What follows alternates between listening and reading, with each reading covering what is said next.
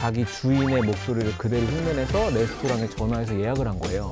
배움도 없어지고 이걸 조금 더 확장하면 경험을 할 수 있는 게 없어져서 또 경험의 멸종이라고 그런 게 있는 것처럼 참 안타까운 현실이 올 수도 있겠죠. 인간의 능력, 인간 자체를 넘어설 수 있다는 생각도 드는데 그게 이미 어느 정도는 이루어졌다고 봐야 될까요? AI의 문제가 아니라 AI를 사용하는 사람이 어떤 방향으로 쓸 거냐. 그래서 그것들을 다 AI한테 의존을 하면 인류의 뇌는 이제 앞으로 작아질 일만 남는 건 아닐까. 오렌지에서 더 작아지는 거예요.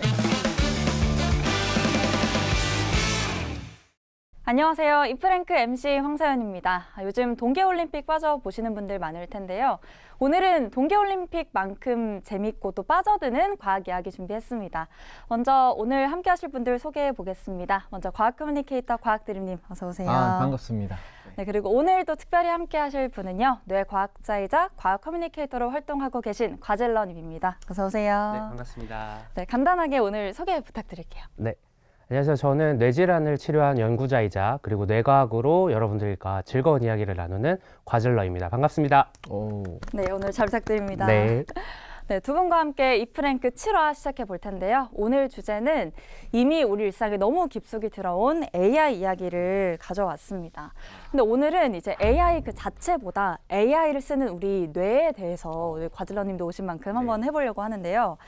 요즘 사실 AI 얘기 안 하고 하루 보내기 쉽지 않잖아요. 과질러님도 활동하실 때 많이 쓰시나요? 저는 엄청 쓰는 것 같아요. 그래서 안 그래도 세봤는데 뭐 제미나이 요즘 많이 쓰는 거, 쓰죠. 노트북 LM, 그리고 뭐 퍼플렉시티, 그리고 또 가끔 심심할 때 또 음악 한번 만들어보고 놀고 싶어서 스노라는 또 음악 만드는 AI, 뭐 그리고 뭐 발표 자료 만들 때는 뭐 캔바라는 AI까지 그냥 거의 손에도 지금 넘을 정도로 아니 못 들어본 것도 많은 것 같아요. 돈이 많으신가 봐요. 이게 한 달 구독을 이게 이제 아름아름 함께하는 사람을 모여서 다 그래요? N분의 1로 구독식으로 하는 건가요? 저도 좀 껴주십시오. 껴드리도록 하겠습니다. 저는 이제 뭐 이런 고급진 용도보다는 저는 뭐 사주 보기도 하고 사주 좋죠. 아니면 마음이 힘들 때 상담을 하기도 하고 괜히 말 걸고 싶은 느낌 때문에 좀 쓰는 것 같기도 해요. 그러니까 저희도 이렇게 다양한 용도로 쓰지만 AI가 갈수록 좀 고도화되고 활용도가 점점 높아지잖아요. 단순히 보조자나 이렇게 조수 역할은 뛰어넘었다고 봐도 될까요? 그 최근에 좀 이제 화제가 되고 있는 게 있는데 그 몰트봇이라고 나왔어요. 처음 들어봤어요. 처음 들어보셨어요? 네. 이제 엄청 핫한데 이제 기존에는 우리가 AI한테 뭘 물어봐야만 응답을 줬잖아요. 얘는 진짜 에이전트예요. 알렉스 핀이라는 사람이 요 몰트봇을 이제 사용을 해본 후기를 올렸는데 자기가 이제 주말에 레스토랑을 예약하려고 이 몰트봇을 이용해서 어떤 장소에 대한 레스토랑에 대해서 알아봤었나 봐요. 그리고 나서 말았는데 이 몰트봇이 11랩스라는 음성을 학습해가지고 그 사용자의 목소리를 그대로 흉내낼 수 있는 어플이 있거든요. 11랩스를 이용해서 자기 주인의 목소리를 그대로 흉내내서 레스토랑에 전화해서 예약을 한 거예요. 알아보다 말았는데요? 네, 레스토랑에 전화해서 예약까지 완료를 해버린 거죠. 비서네요, 비서. 네, 이제 완전한 에이전트인 거예요. 그래서 실제로 이제 내가 AI한테 이제 뭐 물어보지 않아도 AI 스스로 나한테 뭔가 답을 주거나 제안을 하거나 결제를 하거나 이제 모든 것들이 그런 식으로 흘러가는 경향으로 좀 바뀌고 있는 것 같아요. 그러니까 이런 것만 봐도 이제 AI가 뭐 이미 나보다 더 똑똑하겠다라는 생각도 많이 들거든요. 근데 AI 구조 자체가 우리 뇌를 좀 닮았다고 하잖아요. 실제로 유사한 부분이 많은가요? 그렇죠. 이제 많이들 아시다시피 이 AI 만들어지는 그 개념 자체가 우리 인간의 뇌를 이제 기반으로 해서 만들어졌고요. 공통점이라고 하면은 간단하게 이 우리가 얻는 학습하는 자료, 정보들이 우리 머릿속에 들어오고 요거를 정리하고 출력하는 과정. 요게 뇌도 동일하고 AI도 동일합니다. 그런 기본적인 개념은 동일한데 훨씬 더 저는 차이점이 굉장히 많다고 생각을 해요. 단순히 어떤 지식적인 차원을 떠나서 이 생물체를 구동하게 하는 에너지 면에서 AI가 뇌를 따라잡을 수가 없어요. 그 효율성을 그렇죠. 그러니까 에너지가 훨씬 많이 드는. 맞아요. 이게 어느 정도냐면요. 우리 뇌가 1초당 쓰는 에너지가 약 12W에서 한 20W 정도가 되는데 이게 어느 정도냐면 예를 들어서 노트북 모니터 대기하면 전기만 딱 꽂아놓고 그냥 흘러가는 전기 수준, 아니면은 20W짜리 집에 조그만한 LED 전구 요 정도 쓰는 수준으로 뇌는 에너지를 쓰고 우리 몸을 운영하고 생각하고 행동하고 다 하게 하는데 AI는 CPU 하나가 700W 네. 700와트. 700와트 정도 써요. 몇 배? 1초당. 네. 아까 사람이 아까 12와트 네. 정도면 거의 뭐 50배? 50배도 넘는. 아. 네. 20와트라고 하더라도 거의 네. 35배 수준이 되는 거고요. 대박이다. 더 차이가 나는 건 인간처럼 생각하는 뇌 활동과 실제 뇌와 유사하게 활동하게 해서 AI를 조금 디벨롭 시킨 거랑 비교를 해봤을 때 에너지 사용 효율 차이가 자그마치 6억 배 차이가 난다는 연구 결과도 있습니다. 그러니까 이렇게 구조가 뭐 다른 점도 있고 뭐 같은 점도 좀 있다고 하는데 어쨌든 우리가 편리함 때문에 AI를 활용을 많이 하게 되잖아요. 그렇죠. 어쩔 수 없이. 근데 그러다 보니까 우리가 우리 뇌로도 충분히 할 수 있는 걸 좀 안 하게 되는 것 같아요. 그럼 계속 의존하다 보면 네. 우리가 생각하는 구조나 이렇게 뇌에도 좀 변화가 있을 수 있을 것 같아요. 안 그래도 실제 학계에서 그거와 관련된 개념을 하나 만들었어요. AI CICA라고 해서 이거를 이제 한국어로 풀어내면 AI 챗봇 유도 인지 위축. 이라는 개념. 인지가 위축된다는 인지력이 위축된다. 어. 말 그대로 AI 챗봇을 사용하다 보면요, 우리가 생각하는 인지력이 떨어진다는 게 실제 과학적으로 입증이 됐어요. 그게 바로 신경 가소성 원리 때문에 이러한 현상이 일어납니다. 이 신경 가소성 원리가 무엇이냐면요, 우리의 뇌가 뭐 경험하고 학습하는 것에 따라서 실제 뇌의 물리적인 구조, 크기, 아니면 부피가 늘어나기도 하고 줄어들기도 하고 또 할 수 있는 새로운 기능이 생기고 기능이 향상되는 그러한 어떤 원리를 신경 가소성이라고 하는데요. 이 신경 가소성을 가장 쉽게 알려주는 문구가 하나 있는데 use it or lose it 이라는 단어가 있습니다. 라임이 좋은데요? 네, 이거 어떤 말인지 해석해 주실 수 있을까요? 갑자기 영어 영어여서 사용하거나 잃거나 해야 맞아요. 예. 네. 예. 통과했네요. 해서, 다행이다. 이게 실제 뇌를 사용하면은 당연히 그 기능이 계속 향상되는데 사용하지 않으면 잃게 된다라는 신경 가소성에 대한 원리를 가장 쉽게 알려주는 문구라고 볼 수 있겠습니다. 그러니까 우리가 약간 공부를 하다가 안 하면 그쵸. 뇌가 약간 굳는다 그러잖아요. 맞아요. 그런 네네. 거랑 맞습니다. 비슷한 예, 거죠. 정확합니다. 연애도 하다 안 하면 연애세포 다 죽는다 하잖아요. 약간 그런 느낌인 것 그러니까 같기도 하고. 일깨워지는 세포들이 있다고 뭐 이런 것처럼 약간 비유적으로 표현을 하자면. AI 이제 활용도가 늘다 보면 써보셔서 알겠지만 계속 발전하잖아요. 더 나아지고 막 비서 기능도 생기고 하다 보면 인간의 능력, 이제 인간 자체를 넘어설 수 있다는 생각도 드는데 그게 이미 어느 정도는 이루어졌다고 봐야 될까요? 제가 이제 연관되어 있는 의학 분야는 확실히 뛰어넘었다라고 명확히 말씀을 드릴 수 있을 것 같아요. 일단은 첫 번째로 의학 부분에서 진단 정확도가 사람보다 AI가 더 정확하게 판단을 합니다. 마이크로소프트사에서 AI 진단하는 프로세스를 개발을 했고 총 300여 건의 이제 복잡한 어떤 병 케이스 요거를 의사랑 그리고 AI랑 진단을 같이 해본 거예요. 근데 의사분들은 진단을 정확하게 맞출 확률이 20%. AI는 몇 퍼센트일까요? 한 60? 60? 네. 그 정도? 좀 더 해서 70? 70? 네. 자그마치 85%. 진짜 높다. 4배가 더 넘는 수치로 진단이 명확해졌고요. 월등한 월등해요. 수준이네요. 네. 1년 전까지만 해도 AI 단독으로는 안 된다. AI랑 의사랑 같이 판단해야 된다라고 했는데 최근 논문은 아니다. AI가 진단을 잘한다. 로 완전히 바뀌었어요. 또 하나. 그래, 진단은 뭐 그렇게 할 수 있어. 네. 근데 우리가 사람이니까 환자랑 대화하고 또 소통하고 이것도 굉장히 치료에 중요하잖아요.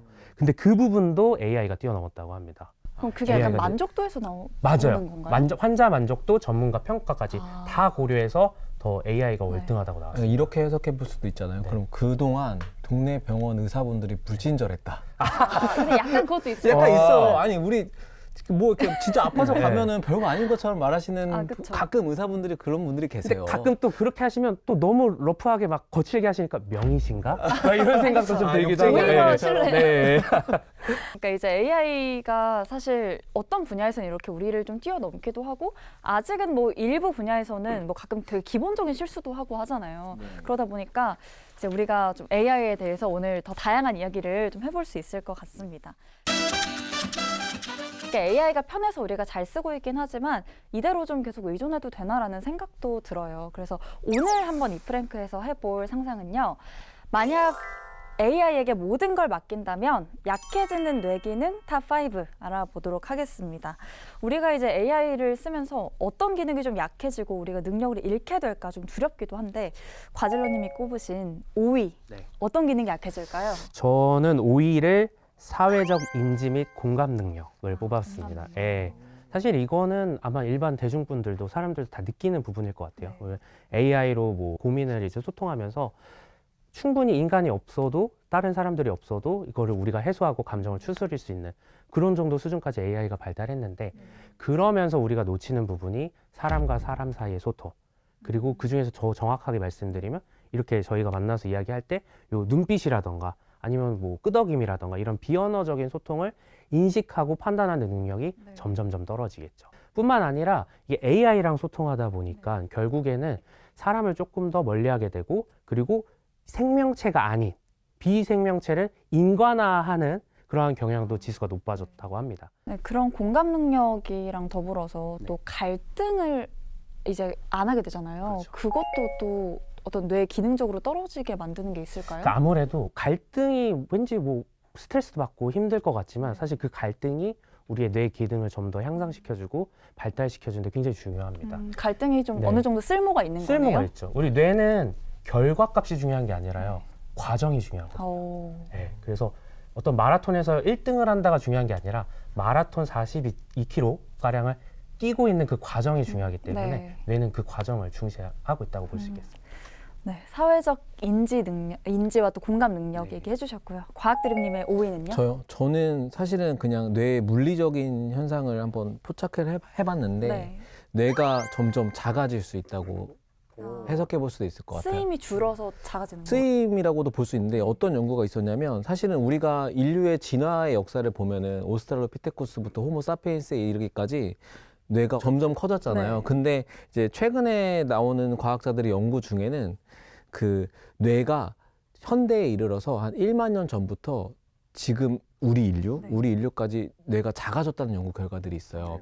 오렌지 하나 크기 정도로 많이 좀 작아졌어요. 많이 작았어요. 생각보다 네. 많이 작아졌죠. 근데 여러 가지 원인들을 이제 제시를 하는데 2021년 정도에 발표된 연구인데 이게 이제 고인류학자 제레미 교수라는 분이 연구를 한 거예요. 네. 이분이 이제 985개의 고인류 뇌 크기를 분석을 해봤더니 실제로 한 3,000년 전부터 뇌 크기가 작아지기 시작한 거예요.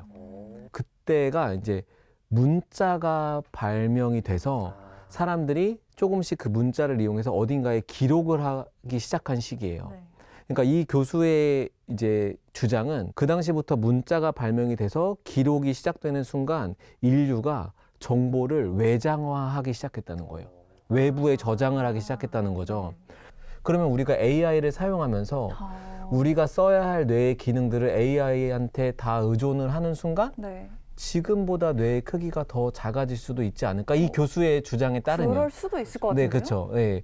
그- 뇌 외장하드를 하나 탑재한다고 보면 네. 맞아요. 네, 저는 그래서 이게 아직 나타난 현상은 아니지만 수많은 정보들을 이제 기억할 수가 없잖아요. 그래서 그것들을 다 AI한테 의존을 하면 인류의 뇌는 이제 앞으로 작아질 일만 남는 건 아닐까? 오렌지에서 더 작아지는 거예요? 뇌가 혹시 작아지면 우리 두 개의 골도 그거에 맞춰서 좀 작아? 두 개의 그렇죠. 크기도 작아져요. 하나요? 네, 맞아요. 네. 그럼 머리가 좀 다 같이 작아질 수도 있는. 그러면 제가 머리가 큰 편이라서 좀 희소식인 것 같기도 한데 그게 되게 재밌는 거죠. 네, 그럼 바로 과젤런님이 네. 꼽으신 약해지는 뇌 기능 4위. 4위는 도덕적 판단 기능으로 꼽았습니다. 사실 작년에 굉장히 큰 뉴스거리가 있었는데 서울대, 연대, 고대 굉장히 유명한 대학교잖아요. 거기서 시험을 보는데 시험 답안을 AI로 쳐가지고 한동안 이슈가 네. 굉장히 많았어요. 근데 어떻게 보면 뇌 입장에서는 뇌는 늘 효율적으로 에너지를 쓰고 싶거든요. AI가 정보를 충분히 줘.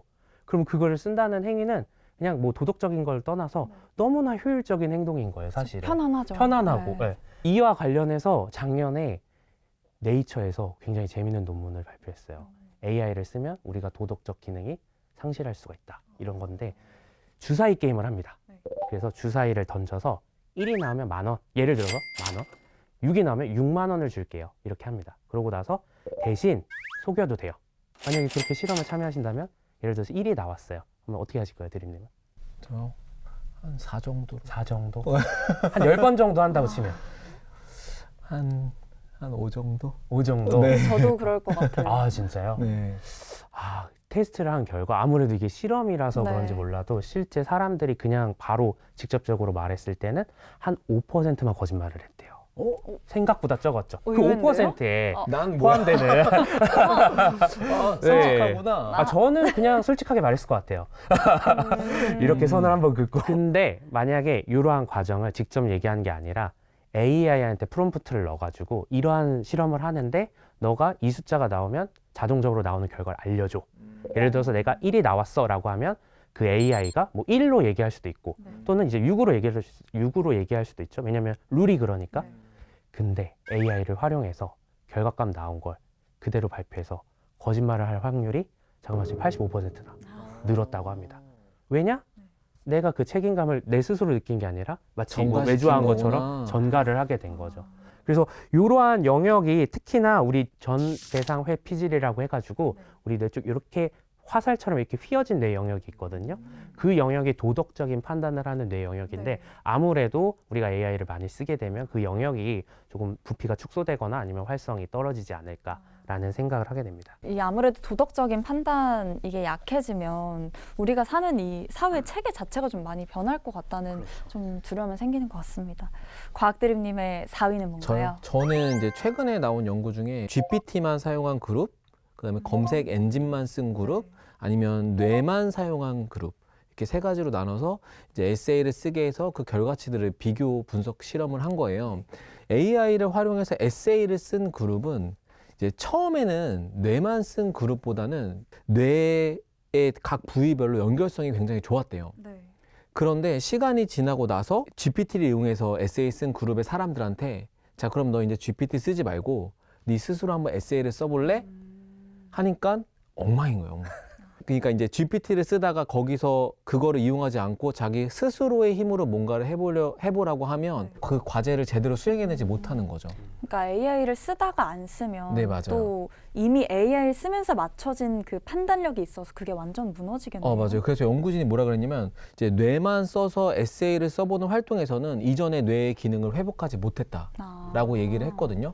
그러니까 그럴 정도로 우리가 GPT나 챗봇한테 의존을 해서 거기에게 전적으로 뭔가를 맡기는 순간 후천적으로 뇌의 기능이 조금씩 안 좋은 쪽으로 변화할 수 있다는 그런 연구 결과고 거의 최근이에요. 2025년에 나온 연구 결과라서 주목을 많이 받았었죠.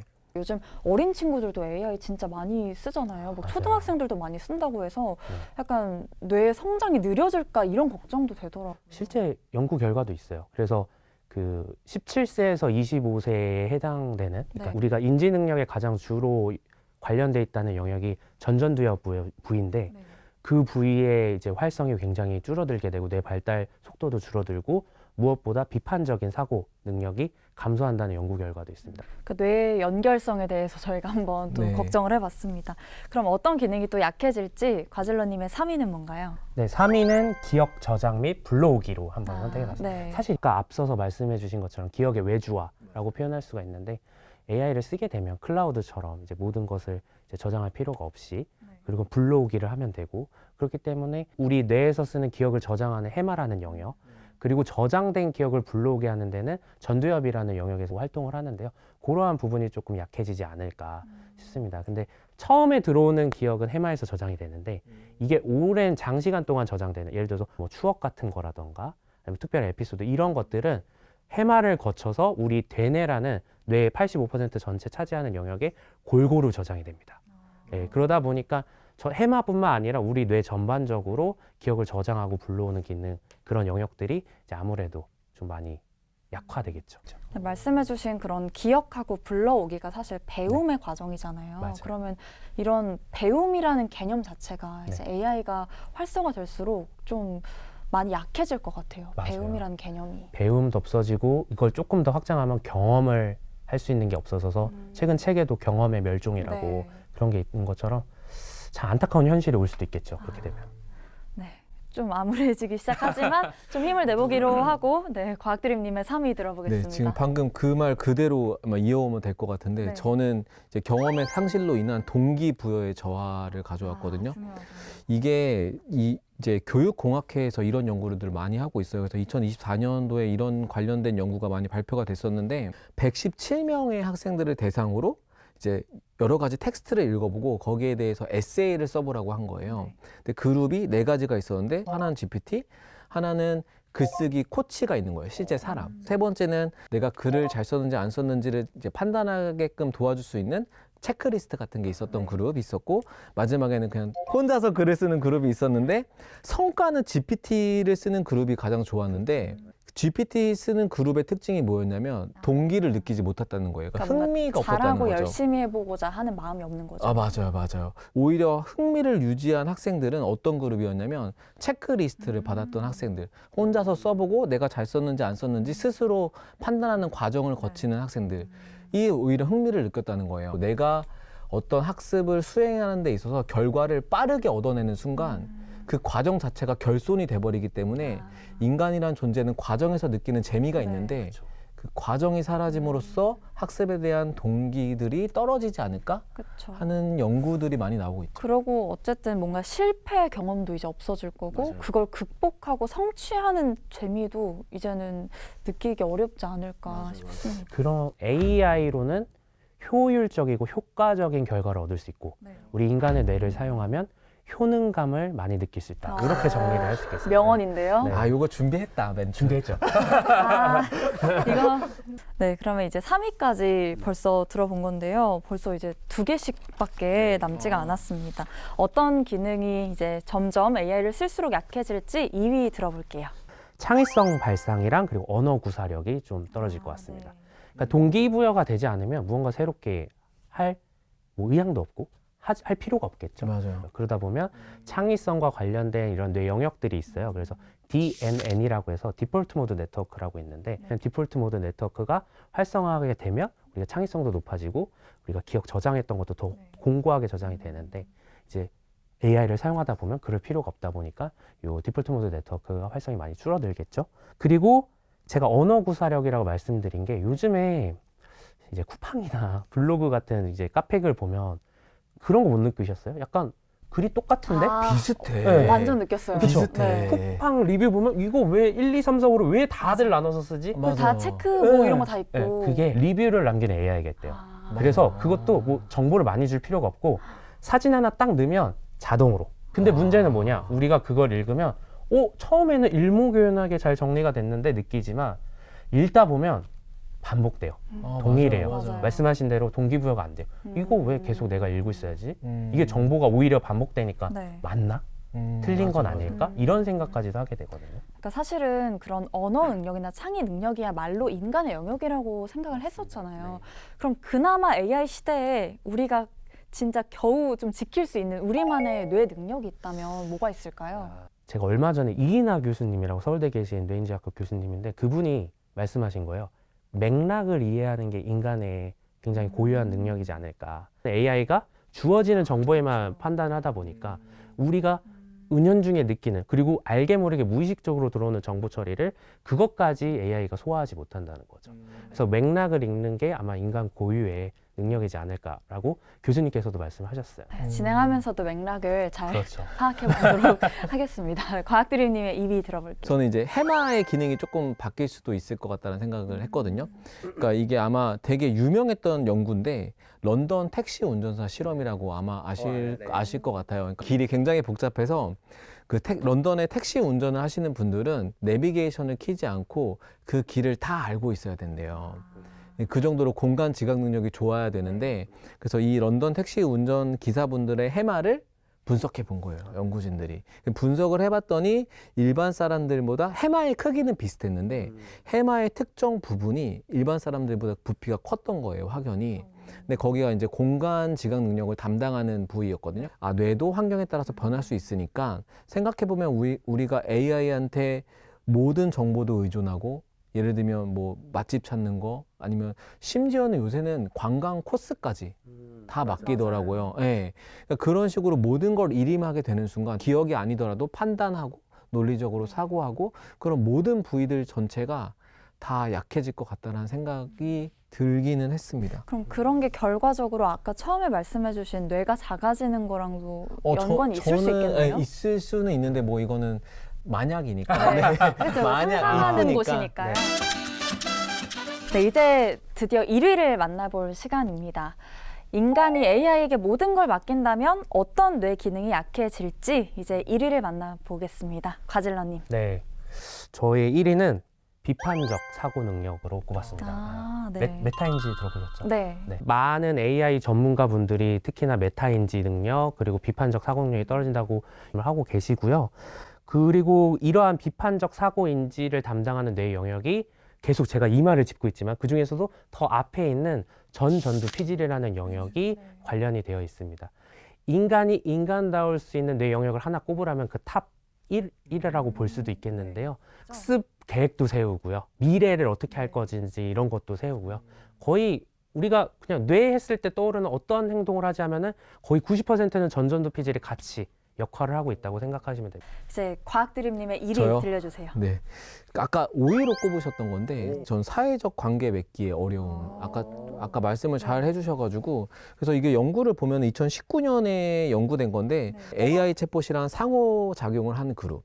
그다음에 인간과 상호작용한 그룹을 비교를 해본 거예요. 비교를 해봤더니 이제 인간과 상호작용을 했을 때는 우리한테 행복감을 주는 호르몬인 옥시토신 같은 게 이제 많이 발현이 되고 그다음에 사회적 보상을 담당하는 그 편도체 부분이 활성화됐다는 게 관찰이 됐는데 그 사회적 보상은 선조체. 선조체? 네. 이거 좋습니다. 네. 네, 이렇게 딱 짚어주셔야 돼요. 네. 그러니까 예를 들면 우리가 사람이랑 관계를 맺고 친해지고 서로 갈등도 생기고 하는 이런 과정에서 우리의 보상 회로가 작동이 되는데 AI 챗봇과 뭔가 대화를 하거나 할 때는 사회적 관계 맺기에 대한 보상 회로가 작동하지 않았다는 거죠.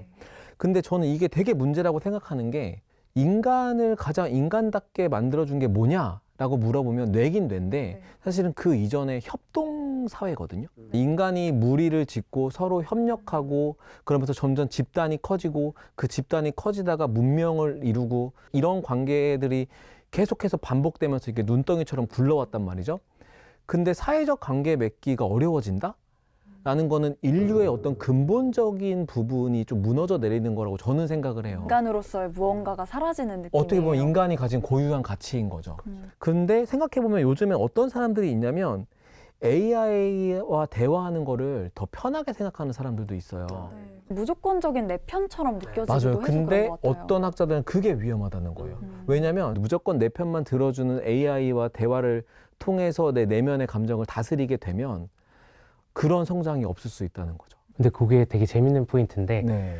요걸 또 약간 제가 말했던 1위 비판적 사고 능력을 이제 발휘를 해가지고 AI 로스팅이라고 들어보셨나요?